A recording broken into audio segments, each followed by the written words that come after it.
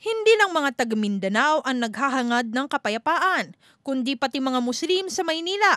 Kanilang ipinaalam kung gaano kahalaga ang kapayapaan sa Mindanao.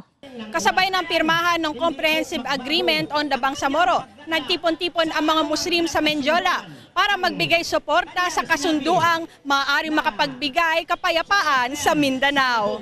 Ito pong naibigay sa amin, ay ito na po ang katapusan sana ng kaguluhan. Ito po sana ang pagsimula ng kapayapaan. So sa nakikita natin, baka ito yung panimula na makakatulong upang marisolba ang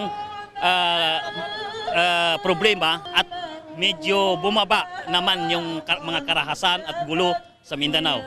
Mapayapa ang pagtitipon nung aming naabutan, ngunit kaninang umaga ay nagkaroon ng pagsugod ng mga militanteng grupo sa Menjola. Hindi tumagal ang gulo dahil nahupa rin agad ito. Hapon nang dumami ang mga dumalo sa pagtitipon para ipakita ang pagsuporta sa kasunduan. Ngunit hindi mula Maynila ang iba sa kanila. Tulad na lang ang grupong ito na mula pang Cavite. Kami po ay tuwan-tuwa po dahil matagal po namin hinahangad na magkaroon ng kapayapaan ng Muslim at ating gobyerno. Itong grupo naman na ito, dumayo pa mula Tarlac para ipanawagan ang tuluyang kapayapaan ng Mindanao. God's will, nawa ang grupo po na ito ay magsilbing instrumento, daan, makuha natin ang tinatamo nating kapayapaan.